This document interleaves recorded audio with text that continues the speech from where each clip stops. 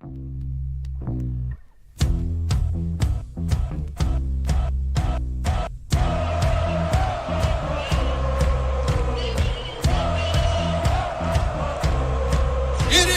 a great night to be a Mountaineer wherever you may be.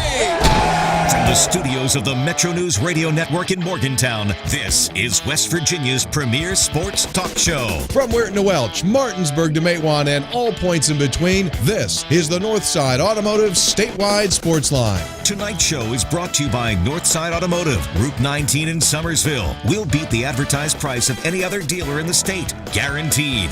And now, sitting in for Tony Caridi, here's Brad Howe. Hi, everyone. Good evening across the state of West Virginia and beyond. Welcome into the Northside Automotive Statewide Sportsline for Friday, December 4th, 2015. Thanks for being with us wherever you may be. I'm joined in studio tonight by the coach, Greg Hunter. Greg, good evening. Good evening. Everything well in your world? Absolutely, but we're busy, so we don't have to worry about Packed my show. world. Packed show tonight. Here's what we've got. College football season wraps up tomorrow, and our guy Todd Furman, the lead gambling analyst at Sportsline.com, is scheduled to be back with us after a week off last week to help handicap all the big games coming up tomorrow. Conference championship games, West Virginia K-State. We'll get Todd's info coming up here in just a little bit. West Virginia and Kansas State hooking up tomorrow in Manhattan, and for a preview of that game, we'll hear from Tony here in just a bit. And some high school football state champions will be crowned tonight and tomorrow in Wheeling. And for a preview of those games, let's welcome in Travis Jones live from Wheeling Island Stadium. Travis, good evening. Hey, guys. How are you? We're well. How are things in Wheeling this evening? Perfect. Beautiful. We were just talking that, Bridgeport's going for their third consecutive state championship tonight on this Friday night in Class AA, and this is the best weather that Bridgeport has experienced in their last couple of trips. We had the snow game 2 years ago where you couldn't see 5 feet in front of you. Blizzard-like conditions here on the island. Then last year it was a driving rain through the entire game. So I think tonight these fans are going to love the weather that we're going to have in Wheeling. Not only tonight, but all weekend, guys. It's supposed to be dry and no wind, which is a very odd thing for Wheeling Island. There's always at least a breeze here, and right now it's very tranquil out here and beautiful. Yeah, it caught a huge break. I would guess you're probably just broadcasting in shorts and a tank top right now. It's so nice up there. Well, I'm not Coach Hunter. I've actually I'm soft. I've invoked the anything below 45 rule, and I've got a heater. So I don't blame you. I'd be the same way. All right, take us on the field. We've got number 1 Bridgeport, number 3 Tulsa hooking up here at 7:30 this evening. Give us a preview of what we can expect in that one. Well, guys, I think this game is simple. It's power on power. It's, this is old-fashioned, snobber knocker type football. Both these teams are power running teams. Although they do it in different formations. They want to establish the run between the tackles. Bridgeport obviously does it out of the power pistol, and Tulsa's even more of a throwback. It's a belly option play, so it causes defenses to be extremely disciplined in gap assignment because basically every play, 3 plays in one. You just never know who's going to get the ball. And a lot of credit watching film this week to Seth McMillian, their senior quarterback. He is just an expert at running this offense. Ball handling, does a great job, sticking the ball into the belly of the fullback and riding him and pulling it out the last second. And Luke Presley's had a dynamite season, 2,000 yards of rushing. For a guy that's not real big, 5'8", 170, and a senior, but he runs extremely hard. So I've been really impressed with Tulsa. Looking back, this Tulsa football team and the progress that they have made under Mike Smith, this group of seniors on this Tulsa team didn't win a game 3 years ago, went 5-5 the next year, 4-6 last year, and here they are 12-1 playing for a state championship. On the flip side, of course, Bridgeport has been building towards this, although they've won the last 2, the nucleus of those championship teams were guys like Dante Bonamico in particular. And, Dylan Talkery came on his junior season. And we know the playoff run that he had a year ago that basically earned him a scholarship offer to West Virginia, and he verbally committed. So, Bridgeport's got plenty of weapons too. Out of the power pistol, and Zach Spurlock, their quarterback, has been very dangerous running the football as well this season. Travis, certainly the double-A game tonight is going to be interesting, but you got 2 good games tomorrow as well. AAA championship at noon, and then the Class Single-A championship at 7. Give us a quick look at both those games. Yeah, it's interesting, Greg. I think if you polled 10 people on who was going to win these games at Wheeling, You might get a 9-1 on this game tonight. You might get an 8-2 split on the game tomorrow night. I think the game tomorrow at noon in AAA, it might be 5-5. I mean, there's so many varying opinions on how this game is going to go between Wheeling Park and Capital High School. Of course, Capital's the defending state champions, although this Capital team, looks different than it did a year ago, although Tyree Pratt's still at quarterback, and he's had a great season, 3,000 yards in total offense and 33 touchdowns. And Silas Nazario, who has been a little banged up in the playoffs, but he's going to go tomorrow, 1,200 yards rushing on the season.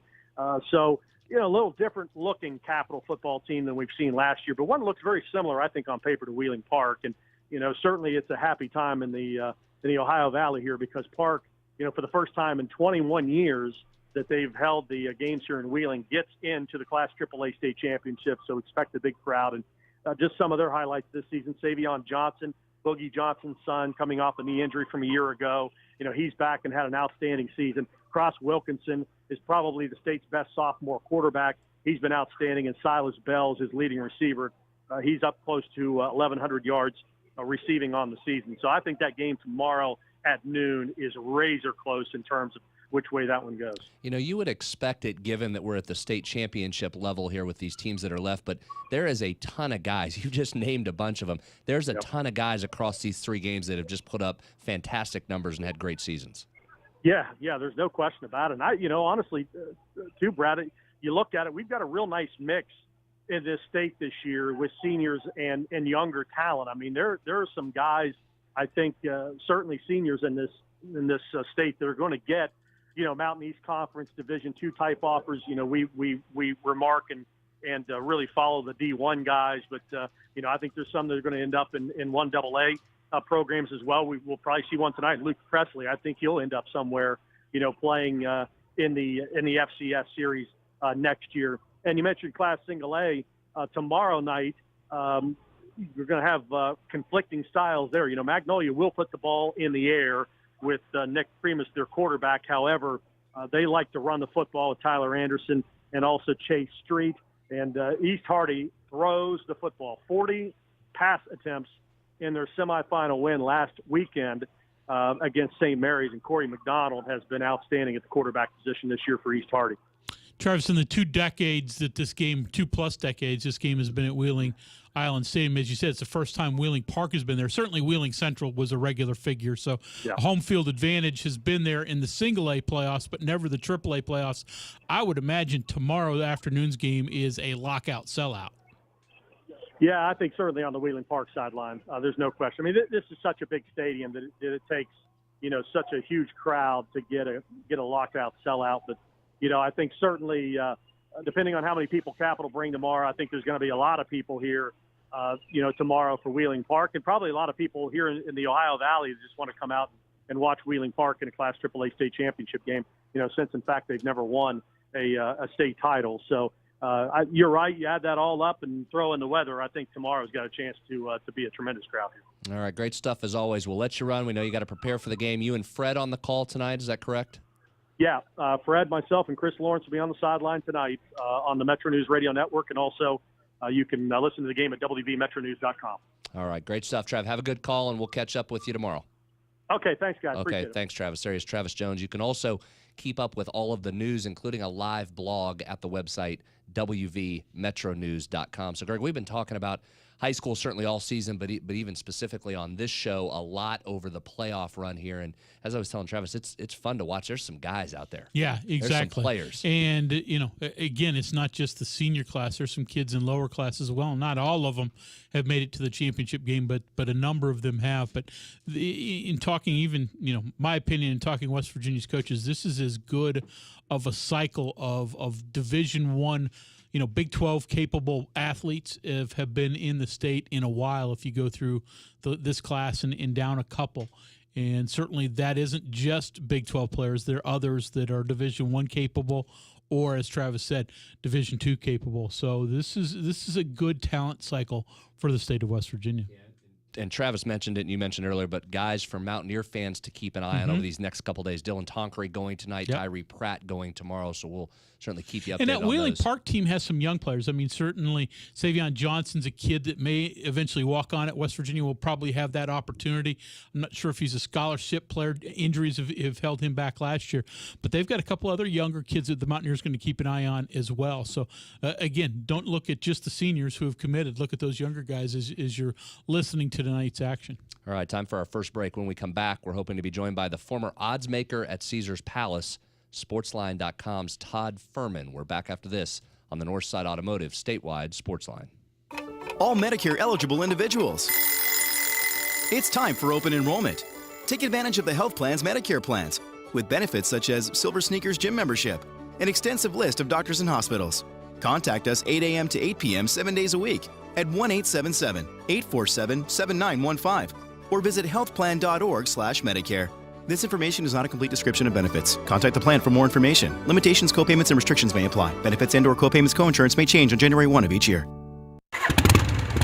As a cyclist, we make choices. We choose which motorcycle manufacturer to buy from. We choose what type of motorcycle we ride. We even choose where and when to ride. We also choose to ride straight, alcohol and drug-free. Alcohol is involved in 50% of motorcycle fatalities in West Virginia. That's 1 in 2 drivers who die each year. Don't become a statistic. Ride straight, alcohol and drug-free. Presented by the West Virginia Department of Transportation, Governor's Highway Safety and Motorcycle Safety and Awareness Program.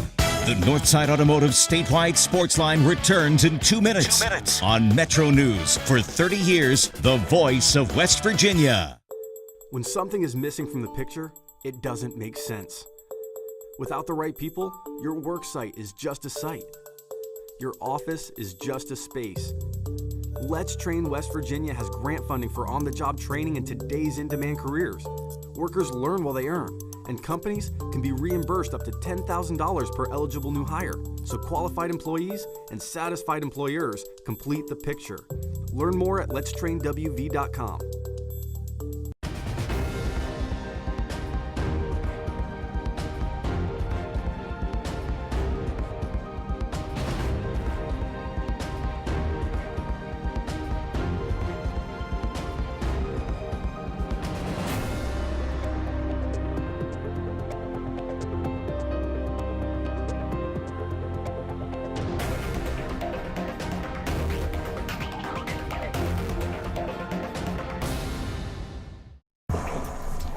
There. Just 5 more minutes. Almost home. Statistics show that 80% of auto fatalities occur close to home on rural roads. Gosh, cops. That's why law enforcement is stepping up rural patrols and cracking down on impaired driving. If you are over the limit, you are under arrest because drinking and driving don't mix. Remember, over the limit, under arrest. This message brought to you by the Governor's Highway Safety Program.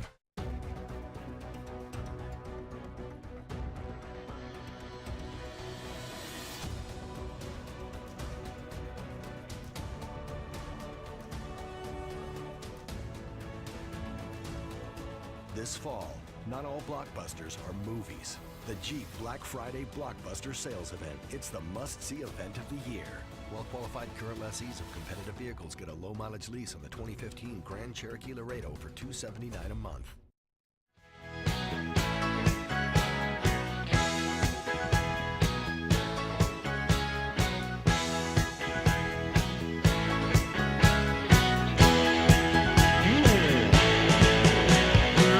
Welcome back inside. Friday edition, Northside Automotive Statewide Sportsline.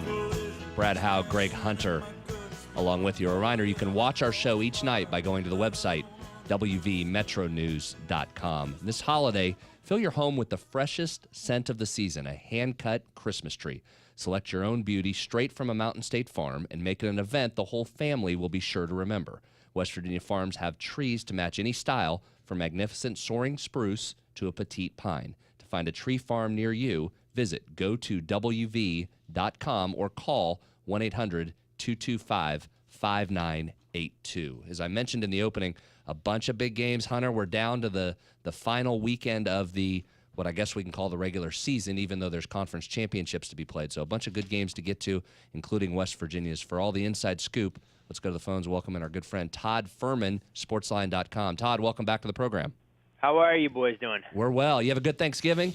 Yeah, holiday was good. A little family time, some football. Didn't quite go as I would have drawn up, but nature of the business, got to get right back on the horse. All right, so let's do it. Let's get back on the horse. Let's pick some winners for tomorrow. Let's start with the SEC Championship, Alabama, Florida. And I'm gonna guess here. I've talked to you a couple weeks. I'm going to guess you like the under here. Actually, I'm leaning the other way. With the total 39.5 in the Georgia Dome, it's awfully low on one of the faster tracks where we see college football.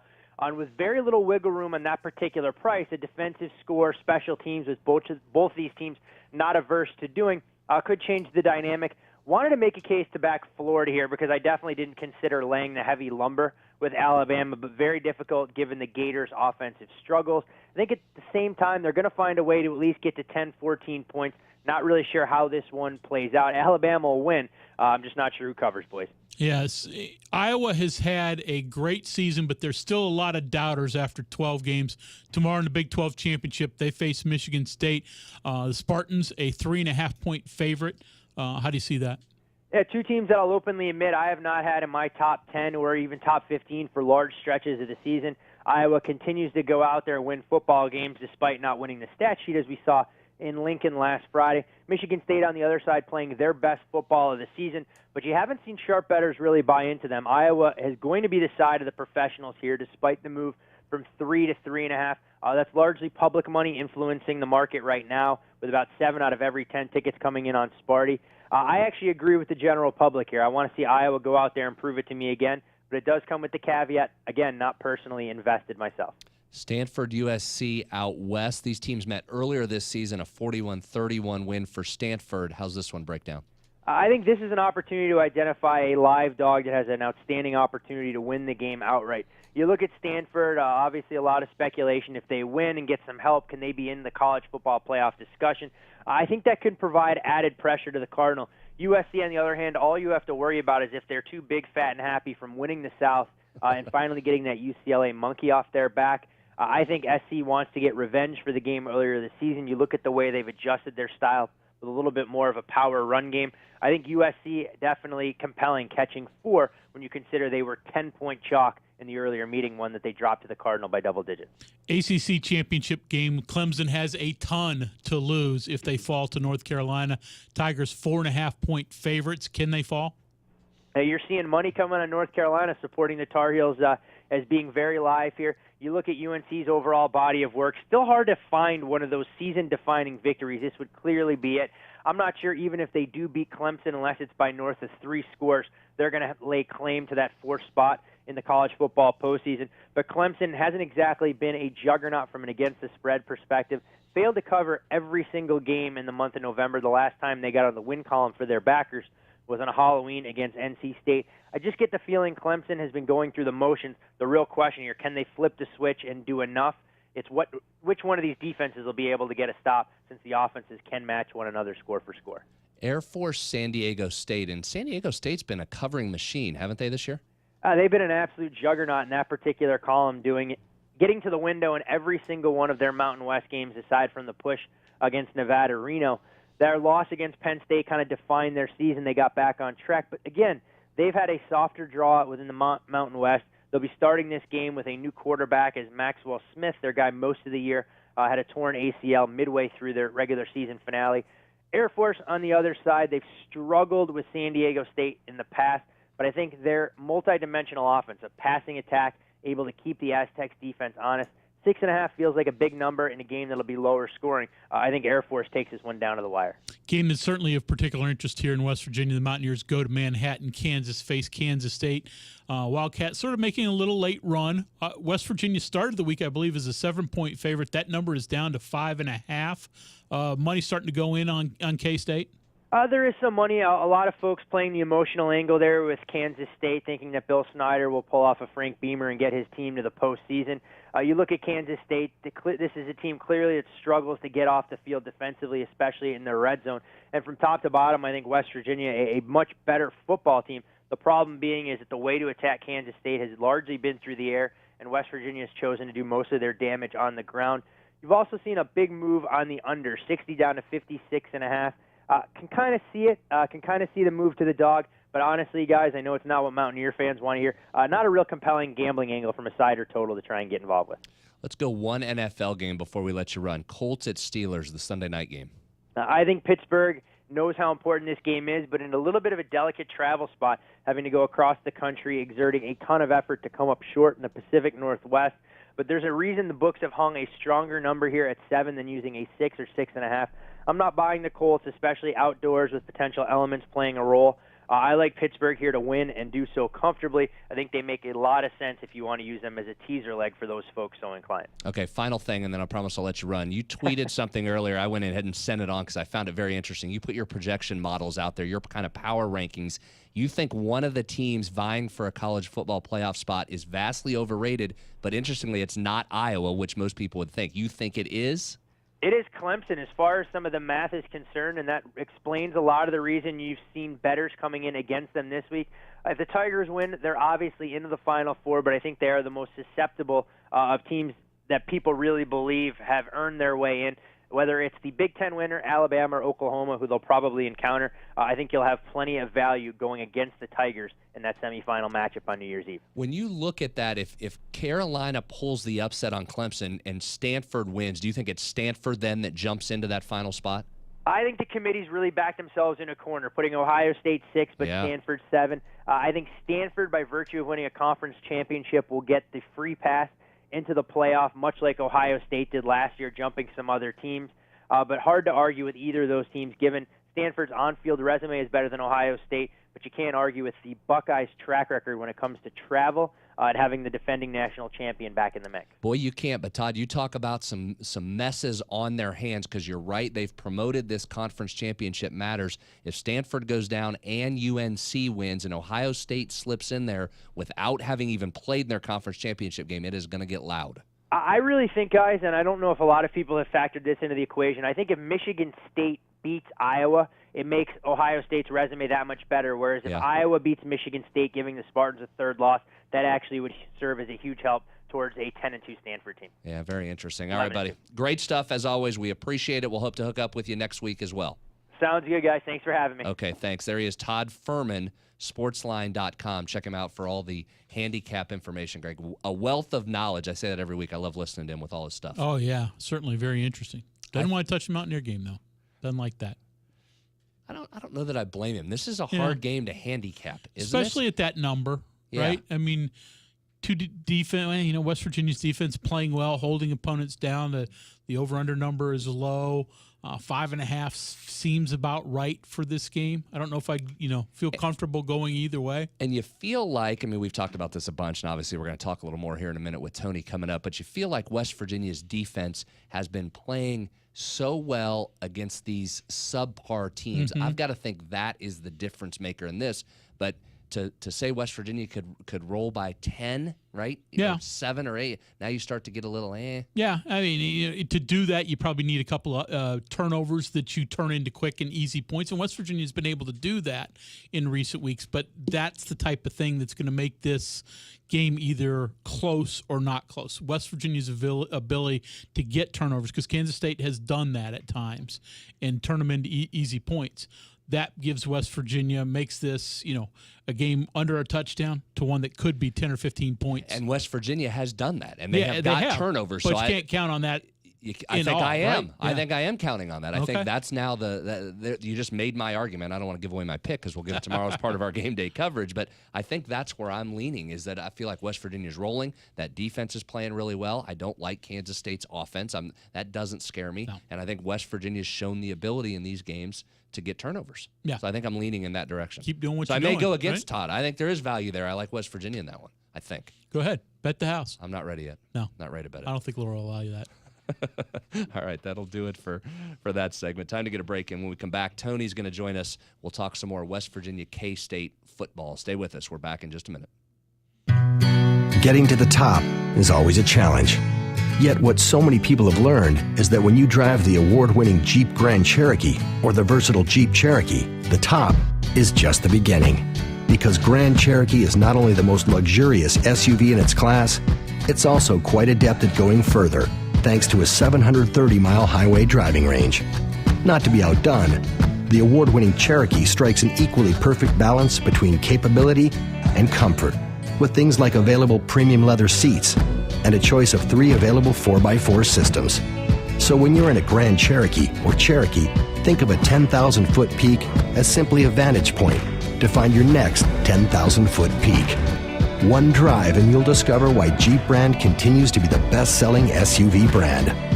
Award segmentation, Summit model based on total SUV sales over the past 12 months in the 2014 Awards Light Vehicle segment. Jeep is a registered trademark of FCA US LLC.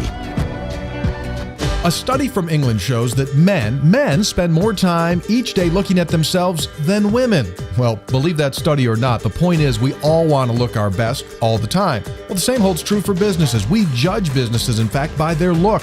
At Pikewood Creative, we produce videos and commercials that make businesses look their very best. And you know what? It improves their business. They get more customers and clients. If you'd like your business to look better, then check us out at pikewoodcreative.com. As a cyclist, we make choices. We choose which motorcycle manufacturer to buy from. We choose what type of motorcycle we ride. We even choose where and when to ride. We also choose to ride straight, alcohol and drug-free. Alcohol is involved in 50% of motorcycle fatalities in West Virginia. That's 1 in 2 drivers who die each year. Don't become a statistic. Ride straight, alcohol and drug-free. Presented by the West Virginia Department of Transportation, Governor's Highway Safety and Motorcycle Safety and Awareness Program. The Northside Automotive Statewide Sportsline returns in 2 minutes. On Metro News. For 30 years, the voice of West Virginia. Almost there. Just 5 more minutes. Almost home. Statistics show that 80% of auto fatalities occur close to home on rural roads. Cops. That's why law enforcement is stepping up rural patrols and cracking down on impaired driving. If you are over the limit, you are under arrest because drinking and driving don't mix. Remember, over the limit, under arrest. This message brought to you by the Governor's Highway Safety Program.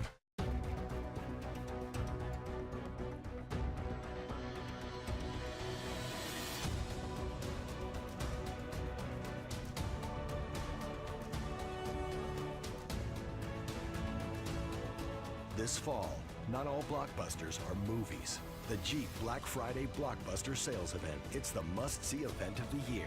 Well-qualified current lessees of competitive vehicles get a low-mileage lease on the 2015 Grand Cherokee Laredo for $279 a month.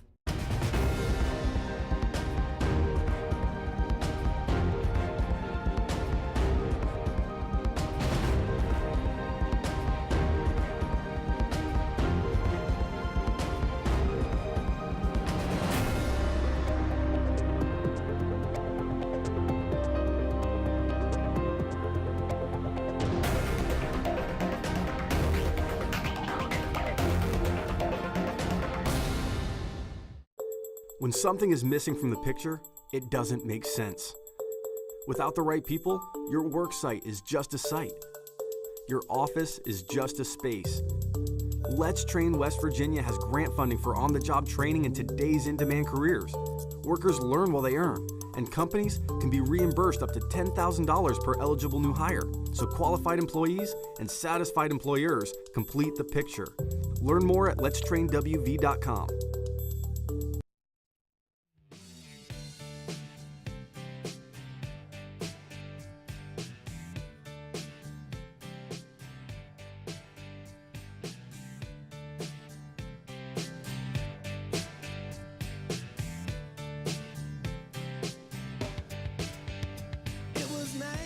Welcome back in. Northside Automotive Statewide Sportsline Friday edition. Brad Howe alongside the coach, Greg Hunter. Coming up tomorrow, 4:30 p.m. Eastern Time, West Virginia travels to Manhattan, Kansas to take on the Kansas State Wildcats. For a preview of that game, let's go to the phones, bring in Tony. Tony, good evening. Good evening to you guys. All right, getting ready to take on the Fighting Bill Snyders out in Manhattan. And let's start in this spot. Now, Kansas State struggled this year, battling injuries, down to about their 42nd quarterback. But it's Bill Snyder. West Virginia has not beat Kansas State since joining the Big 12. Preview the game. Well, to me, it's intriguing, and I know this doesn't move the needle at all nationally, but to me it's intriguing for a couple of different reasons. Firstly, I'd have to go back, and Greg, you might have already done this, but has there ever been a Mountaineer team that won 3, lost 4, won 5 to end the season? Probably not. So I find what they've done for West Virginia over the last 4 weeks, impressive in the sense that they could have bagged it, and they didn't. Now, to me, you got to finish the thing. I mean, to really underscore what you did, you got to win it, and that's number one for me. Another side angle to this is you got Wendell Smallwood with the opportunity to win the Big 12 rushing title. He has to get by DeAndre Washington from Texas Tech, and he'll need about 150 tomorrow to do that. So Dana Holgerson said last night that this has been Smallwood's best week of practice, that he's hyper-focused and he's ready to go. And obviously, 8 wins in a season, even though it's 1 win, sounds a whole lot better than 7-5. 8-4, 7-5, just contextually they sound a lot different. The other side for K-State, if you're going to get K-State, this is the year to get K-State. This is the poorest of the teams that we have played so far since joining the Big 12. They have things onto their side as well. They can become guaranteed to be bowl eligible with a victory, and they're playing in their home crowd, and potentially Bill Snyder, may be in his last game, although there's no confirmation of that. So just a really interesting game, I think, from a bunch of different standpoints. Tony, as you said, West Virginia hasn't beaten K-State in its 3 previous meetings as a Big 12 member, and this is in Manhattan. West Virginia hasn't been a great road team, but if you look statistically, Mountaineers are better in almost every major statistical category. Is there any reason to think that those stats will flip in this game just because it's played on the road? No, I don't necessarily think so, Greg. I think, if you want to start thinking about this game, what's going to swing one way or what's going to swing the other way, this is a special teams game. K-State beats people on special teams, and we've had this stat out there this week. Since 1999, that's a long time. Since 1999, K-State has scored more non-offensive touchdowns than any team in football. And so the thing for me is you've got to play clean. So when you go on the road, in order to win road games, you can't do stupid stuff, and you can't let big plays happen to you in what sometimes people consider non-important parts of the game. You can't fall asleep on a punt coverage or on a return. You can't fall asleep on a kick return or a kick coverage. That's what wins these games. And so, to me, Greg, the swing thing is forget about the road. I don't think it's a hostile, to be quite honest with you. Even when it's full, it's not a hostile crowd compared to what they've played at, for example, at Baylor or at TCU. It's just something where you have to be incredibly efficient to win the game. That's how you win these games. This Kansas State team, as we said earlier, has struggled offensively. They're 7th in the league in scoring offense. So it would seem to me the key to this game is going to be, one, offensively for West Virginia, you got to run the football. We know that. That's what this team's been doing. This West Virginia defense is playing really well during this winning streak. 9 straight quarters with no touchdown allowed. And Greg, we've mentioned this a million times. I don't care who you're playing against. You go that long with no touchdowns given up, and you've got to feel good about where the defense is. So, Tony, going into this one with a quarterback in Joe Huebner for Kansas State that's really struggled throwing the football, I think you've got to like that matchup on paper. Agree? Yes, he's the whole game. He's the defensive game plan for West Virginia. Ask yourself the question, if K-State's going to beat you, how are they going to beat you? Huebner's going to run the football successfully. Yeah, he's not going to sit back there and pick you apart passing consistently. He might hit a pass or two, but is he a guy that's just going to drop back and throw BBs all over the field? No. Is he going to run the ball? Yes. Can he orchestrate their offense and make decisions on when to run it, when not to run it, when to hand it, all those types of things? Yes, he's the guy. He's the brain of the entire offense. So if you're West Virginia, their game plan this week is Joe Huebner is going to be keyed upon, and we have got to make him have a real average game. That's what we need to do defensively, and the rest should take care of itself. But absolutely, Huebner's the one guy. Now, in the past 3 years, you could say, okay, going into it, Tyler Lockett's the guy we have to stop. And he literally beat West Virginia 3 years in a row, either through his pass receptions or through his return skills. And so fortunately, he's gone. But other than that, you don't have anyone at least identifying themselves on a regular basis on that Kansas State team offensively, they just say that's the guy you have to stop with. It's got to be Hubner. That's the guy.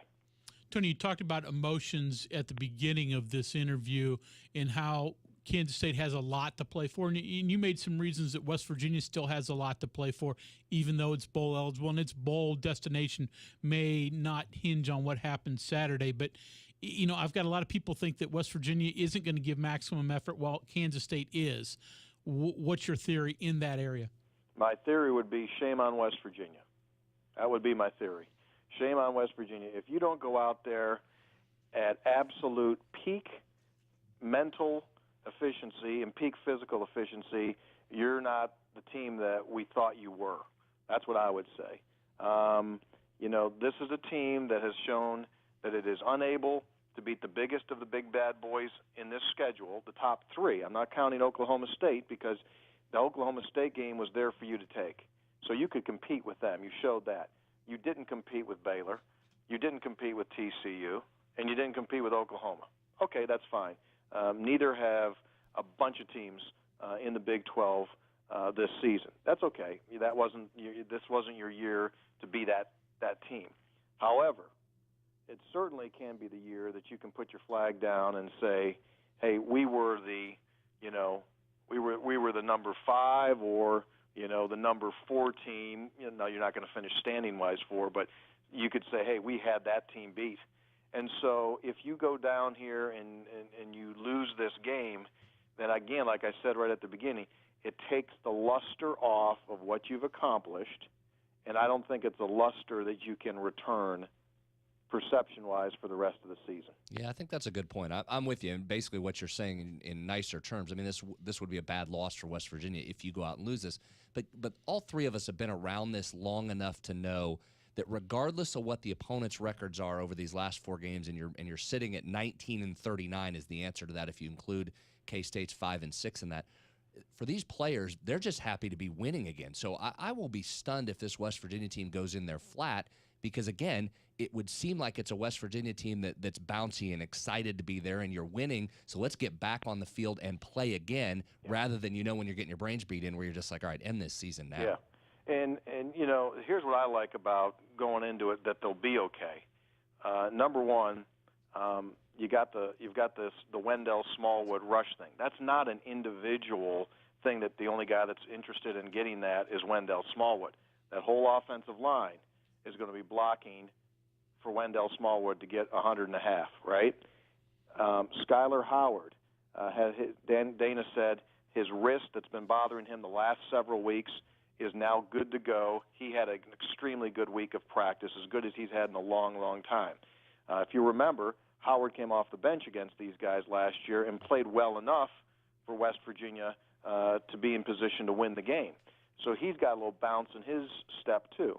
And then defensively, I'd be shocked if those guys don't go out there and play extremely well because they like what they've been doing, right? They like the fact that they've given up 29 points, I think, in the last 4 games. I don't have my numbers in front of me, but I think that's what it is. Those are impressive stats. Those guys are playing for national stats, and I think they'll be ready to go. I'd be really surprised if they're not. Again, it can continue to come back. So offense is ready, defense is ready. What isn't going to be ready? Yeah, potentially special teams. Morgan Burns will never be confused with George Burns. Morgan has 3 100-yard games, 3 kickoff returns for touchdowns, 2 of them going long distance, 100 yards this season.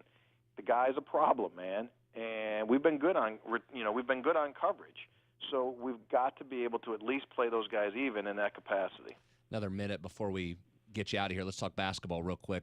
Team takes the floor tomorrow, 12:30 against Kennesaw State. I know that one doesn't totally matter. You're going to go in and you're going to beat them as you start to look ahead towards Virginia. Anything to look for tomorrow in this game?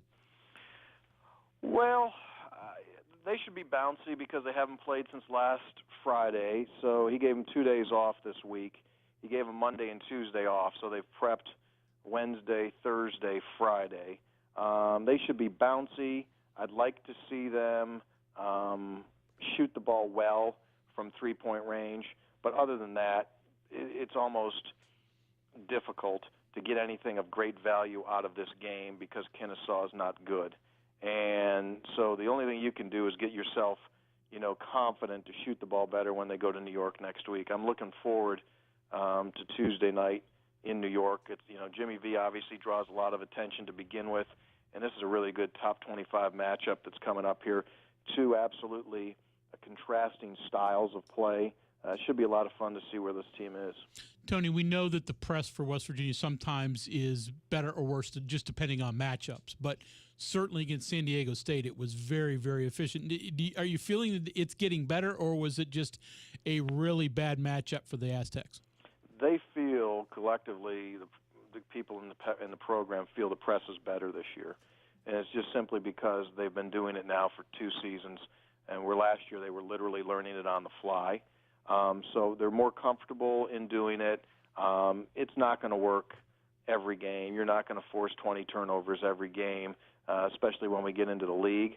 But in certain situations, in certain matchups, when you've got a limited ability to advance the ball, if you have like one guy that brings the ball up the floor, it plays right into it. And then as we saw last Friday, when you've got limited time to prepare for it, then it really can become a problem. West Virginia's been working on Virginia this week, although Hugs won't say that. And I guarantee you Virginia, although they played earlier this week against Ohio State, they're already working on West Virginia because they have, William and Mary, I think, tomorrow. So they'll be ready. It'll be it'll be fun to watch. Can you speed up a Tony Bennett team, and can Tony Bennett's team force West Virginia to play slow? It'll be interesting. Yeah, it will. All right, we'll leave it there. Have a good call tomorrow at the game. We'll regroup and talk again Monday, where we'll talk some more about that Virginia game coming up on Tuesday. Okay, guys. Thank you. All right. Thanks, Tone. There he is, Tony Caridi, checking in, previewing Kansas State and talking a little Kennesaw State, Coach Hunter. Kennesaw State. Al Skinner at the head. Yeah, we didn't as get that the head in there. man Former for the BC, Owls. yeah, former BC coach. Yeah, Al they got a heck of a assistant coaching staff as well.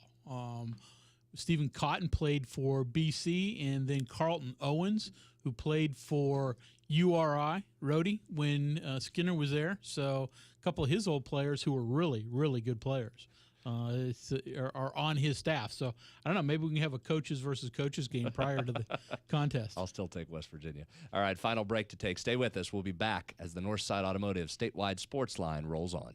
West Virginia has balanced its budget on the back of the coal industry ever since we became a state 150 years ago. Historically, the coal industry and coal-fired electric utilities have accounted for over 60% of all business taxes, while high-energy wages contribute a disproportionate share of income taxes, and coal severance dollars sustain important programs in all counties. All told, the industry infuses over $26 billion to our state's economy. Coal alone has paid down nearly $1 billion of the state's workers' compensation debt. Consequently, all state businesses have experienced major reductions in workers' comp benefits. The coal industry has always supported our people and our economy, but it's under attack from the Obama administration and the EPA. It's fighting to survive. Coal taxes in West Virginia are higher than our surrounding states. We're losing coal markets to our neighbors. Let's get our mines and coal miners working again. Support a reduced tax rate for mining, paid for by West Virginia Coal Association. The Metro News channel at WVMetroNews.com brings you round 3 of the NCAA Division II playoffs. The Shepherd University Rams host Slippery Rock this Saturday at noon. Let's go, boys! Let's go! Mark Martin and Carl Lee will bring you the sights and sounds of championship football from Rams Stadium in Shepherdstown. Don't miss a minute of the action with the live video stream starting Saturday at noon, only on the Metro News channel at WVMetroNews.com. The Northside Automotive Statewide Sportsline returns in 2 minutes. On Metro News. For 30 years, the voice of West Virginia.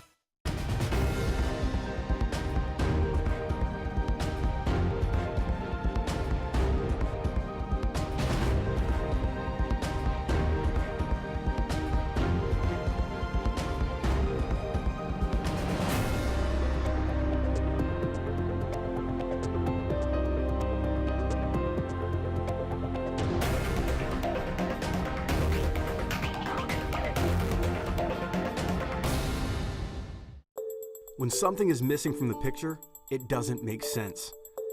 Without the right people, your work site is just a site. Your office is just a space. Let's Train West Virginia has grant funding for on-the-job training in today's in-demand careers. Workers learn while they earn, and companies can be reimbursed up to $10,000 per eligible new hire. So qualified employees and satisfied employers complete the picture. Learn more at letstrainwv.com.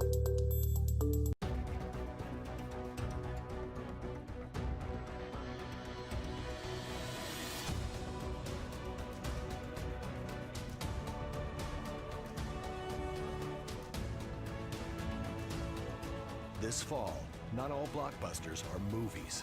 The Jeep Black Friday Blockbuster Sales Event. It's the must-see event of the year. Well-qualified current lessees of competitive vehicles get a low-mileage lease on the 2015 Grand Cherokee Laredo for $279 a month. Almost there. Just 5 more minutes. Almost home. Statistics show that 80% of auto fatalities occur close to home on rural roads. Cops. That's why law enforcement is stepping up rural patrols and cracking down on impaired driving. If you are over the limit, you are under arrest because drinking and driving don't mix. Remember, over the limit, under arrest. This message brought to you by the Governor's Highway Safety Program.